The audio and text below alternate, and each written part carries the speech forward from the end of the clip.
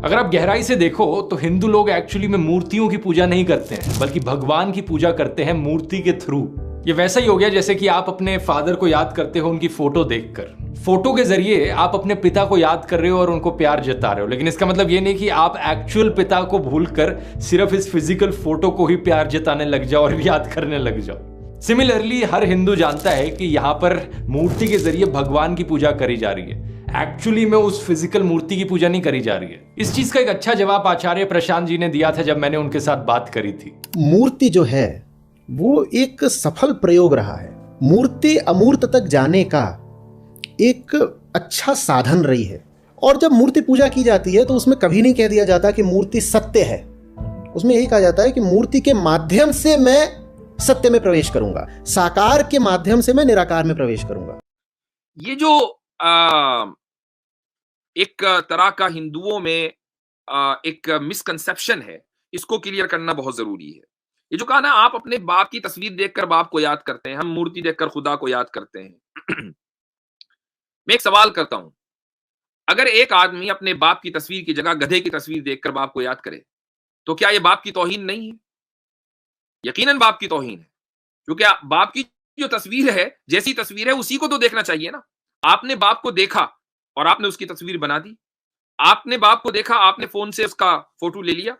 बाप के मरने के बाद आप उसको फोटो को देखकर बाप को याद करते हैं, समझ में आता है, क्योंकि तस्वीर उसी की है। लेकिन अगर आप गधे की तस्वीर देखकर बाप को याद करने लगे तो आप खुद तौहीन महसूस करेंगे कि आप अपने बाप की तौहीन कर रहे हैं। जिसकी कोई तस्वीर नहीं हो सकती उसकी तस्वीर बनाना उसकी तौहीन नहीं तो और क्या है? एक और मिसाल ले लीजिए, जगह जगह जो सरकारी दफातर हैं मसलन, वहां पर मोदी जी की तस्वीर लगी हुई है, जो कि मुल्क के प्राइम मिनिस्टर हैं। आप उनकी तस्वीर हटाकर राहुल गांधी की तस्वीर लगा दें तो क्या यह हुकूमत की खिलाफ वर्जी और मोदी की शान में गुस्ताखी नहीं होगी?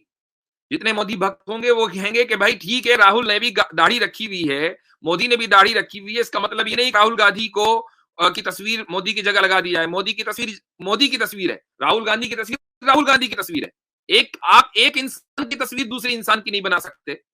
तो जिसकी कोई तस्वीर हो ही नहीं सकती, जिसका कोई शेप नहीं, कोई फॉर्म नहीं, उसकी तस्वीर बनाने का क्या मतलब? और ये तो फिर खुदा है। बहुत सी चीजें और तसव्वुरात ऐसे हैं कि जिनकी आप सुबह कयामत तक तस्वीर नहीं बना सकते। कोई आदमी बुज़दिली और बहादुरी की तस्वीर बनाकर दिखाए, हाँ, बुज़दिल और बहादुर की तस्वीर बना सकते हैं आप, क्योंकि बुज़दिल इंसान होता है, बहादुर इंसान होता है। लेकिन बुज़दिली और बहादुरी एक कॉन्सेप्ट है। आप उस कॉन्सेप्ट की तस्वीर बना दें और ऐसी तस्वीर बना दें कि सारी दुनिया उसको तस्लीम कर ले कि हाँ, यही बुज़दिली की तस्वीर है, हाँ, यही बहादुरी की तस्वीर है। तो जो चीजें इंसान से मुताल्लिक हैं, जो उसकी सिफत और उसकी खुसूसियात, हम अगर उसकी तस्वीर नहीं बना सकते तो खुदा के जिसने कभी अपनी तस्वीर दुनिया को नहीं दिखाई, खुदा के जिसकी कोई तस्वीर नहीं है, जिसका कोई शेप नहीं है, जिसका फॉर्म नहीं है, उसकी तस्वीर इंसान अगर बनाए तो क्या यह खुदा की शान में गुस्ताखी नहीं होगी?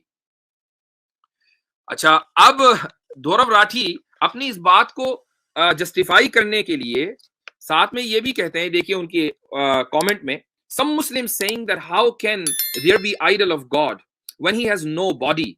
कुछ मुसलमान ये कह रहे हैं कि खुदा की तस्वीर कैसे हो सकती है, उसका मुजस्समा कैसे हो सकता है जबकि खुदा का कोई जिस्म नहीं है। Well, hadith al-Bukhari and Muslim quote Prophet Muhammad sallallahu alaihi wasallam is saying, if any one of you fighting with his brother, he should avoid his face, for indeed Allah created Adam in his image.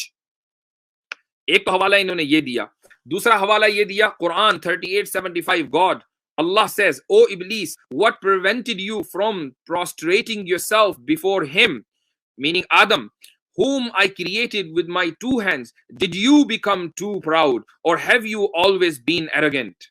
यहां इन्होंने एक हदीस और एक आयत का हवाला दिया है। सबसे पहले आयत को ले लेते हैं। आयत में कि I created him, I created Adam with my two hands, इससे वो ये साबित करना चाह रहे हैं कि खुदा के हाथ हैं। जब हाथ है तो फिर बॉडी है। तो ये जो आयत है इसके ताल्लुक से इसकी वजाहत करना जरूरी है। ये आपके सामने जो स्क्रीन शॉट है इस वक्त, ये तफसीर कुर्तुबी का है और बड़ी क्लासिकल तफसीर है। उसमें इस आयत के माना बयान किए गए हैं। लेकिन जो चीज अहम है वो मैं आपको आखिर में बताऊंगा। तो इमाम कुर्तुबी ये कहते हैं कि अल्लाह सुब्हानहू व तआला, यहां से देख सकते हैं, फ़ख़ातबन नास बिमा यअरिफूनहु फ़ी तआमुलिहिम। अल्लाह ताला लोगों से उस अंदाज में बात करता है जिस अंदाज को वो जानते और समझते हैं।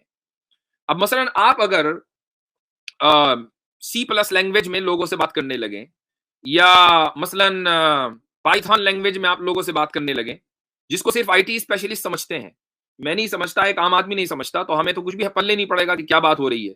لیکن اگر ہم سے بات ہمارے انداز میں ہو، پھر لینگویج کوئی بھی ہو، ہم ترجمہ کر کے بھی سمجھ سکتے ہیں، تبھی تو بات سمجھ میں آئے گی.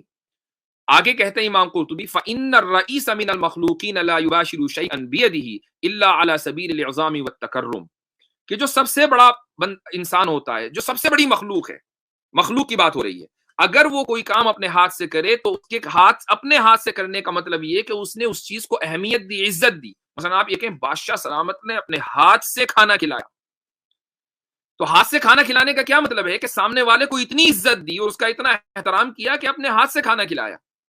اس میں احترام اور عزت کا پہلو شامل ہے. تو اسی معنی میں ید یعنی ہاتھ کا لفظ قرآن کریم میں آیا ہے. فذکر الید ہنا بمعنی ھذا، کہ آدم علیہ الصلوۃ والسلام کو چونکہ اشرف المخلوقات کا جد امجد بنایا ہے، انسان کو اشرف المخلوقات بنایا، اس لیے لفظ ید کا ذکر قرآن کریم میں ہے کہ آدم علیہ الصلوۃ والسلام کو میں نے اپنے ہاتھ سے بنایا. یعنی اتنے احترام اور ان کو دیا اور اتنی عزت دی، اور تم ان کے سامنے نہیں جھک رہے ہو. یہ آیت کا مطلب ہے. آگے مجاہد کہتے ہیں، مجاہد بہت مشہور مفسر و تابعی ہیں، وہ یہ کہتے ہیں الید ھا ھنا بمعنی التأکد والصلہ، کہ ید کا یعنی ہاتھ کے جو معنی اس آیت میں ہے وہ ایمفسائز کے لیے ہیں. اس کے معنی یہ ہے کہ میں نے ہی بنایا، لما خلقت انا، میں نے ہی آدم علیہ الصلوۃ والسلام کو بنایا، کسی اور نے نہیں بنایا. جب میں نے ہی بنایا تو اے شیطان تیری ہمت کیسے ہوئی کہ تو ایروگینس اور تکبر اختیار کرے.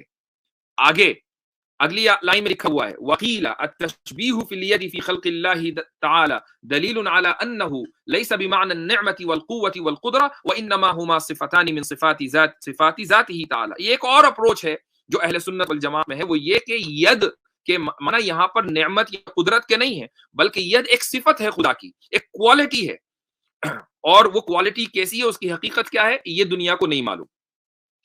ایک اور اوپینین وقیل اراد بالید القدرہ، ید سے مراد یہاں پر قدرت ہے، یعنی خدا یہ کہہ رہا ہے میں نے اپنی قدرت سے بنایا. کہا جاتا ہے عربی زبان میں یہ کہاوت ہے ما لی بہذا الامر یدن، مجھے اس کام کے کرنے پر کوئی قدرت نہیں ہے. یدن کا لفظ، ہاتھ کا لفظ عربی کہاوت میں استعمال ہوا. ایک اور شعر کا ایک ٹکڑا ہے جو امام قرطبی پیش کر رہے ہیں، وہ کہہ رہے ہیں وما لی بالحمل الثقیل یدانی، اس بوجھ کو اٹھانے کے میرے پاس ہاتھ نہیں ہے. ایک آدمی جس کے ہاتھ ہیں وہ یہ کہہ رہا ہے کہ میرے پاس ہاتھ نہیں ہے، یعنی میرے پاس اس بوجھ کو اٹھانے کی قدرت نہیں ہے. شاعر یہ کہتا ہے کہ تحملت، آخری لائن، تحملت من عفراء ما لیس لی به ولا للجبال الراسیات یدانی، کہ میں نے عفرا، اپنی محبوبہ کے تعلق سے کہہ رہا ہے کہ میں نے عفرا کے لیے ایسے ایسے بوجھ برداشت کیے کہ جو میری قدرت بلکہ پہاڑوں کی قدرت کے باہر تھے. وما للجبال الراسیات یدانی، یدان کا لفظ یعنی ہاتھوں کا لفظ پہاڑوں کے لیے استعمال ہوا. تو یہ عربی زبان میں کامن ہے. اسی اعتبار سے قرآن کریم کے اندر بھی ید کا لفظ اللہ سبحانہ و تعالیٰ کے لیے استعمال ہوا ہے. اسی طریقے سے سورت کا لفظ صفت کے لیے استعمال ہوتا ہے کہ اللہ سبحانہ و تعالیٰ، حدیث میں جو آیا کہ آدم کو اللہ نے اپنی صورت پر پیدا کیا، یعنی اللہ نے اپنی صفت کے اوپر پیدا کیا. جو صفات ہمارے اندر نوبل صفات ہیں وہ کہاں سے آئیں؟ وہ خدا کے پاس سے آئیں گی. تو اس سے ہرگز یہ ثابت نہیں ہوتا کہ خدا کی باڈی ہے. اور یہ جو میں نے آپ کو قرطبی کی بات بتائی، اور میں نے کہا آخر میں ایک بات بتانے والا ہوں اہم، وہ یہ ہے کہ آپ دیکھیں اتنے سارے 3-4 اقوال میں نے ذکر کیے، لیکن ان میں سے کوئی ایک بھی ایسا نہیں ہے جو یہ کہہ رہا ہو کہ ہاں جی خدا کی باڈی ہے. تو مسلمان اس بات پر متفق ہیں، علماء اس بات پر متفق ہیں، جو حدیث کو آپ سے زیادہ سمجھتے ہیں، جو قرآن کو آپ سے زیادہ سمجھتے ہیں، کہ خدا کی باڈی اور جسم نہیں ہو سکتا. چونکہ خدا خود ہی اس چیز کا اعلان کر رہا ہے. کیا اعلان کر رہا ہے؟ کہ لیس کمثلہ شیء، اس جیسی کوئی چیز ہے ہی نہیں. تو آپ جیسے ہی باڈی کا کوئی بھی تصور کریں گے تو اس کا مطلب یہ کہ آپ نے خدا کو مخلوق جیسا سمجھ لیا، جبکہ خدا مخلوق جیسا نہیں ہے. تو جب خدا خود ہی کہہ رہا ہے کہ اس کی کوئی مورت نہیں، اس کی کوئی تصویر نہیں، اس جیسا کچھ نہیں، اور آپ اس بات پر تلے ہوئے ہیں کہ نہیں خدا کے ہاتھ بھی ہے، اس کا جسم بھی ہے، اس کی صورت بھی ہے، اس کی مورت بھی ہے، یہ چیز تو پھر اسلام کے خلاف ہے. اسی کو مس ریپرزنٹیشن کہا جاتا ہے.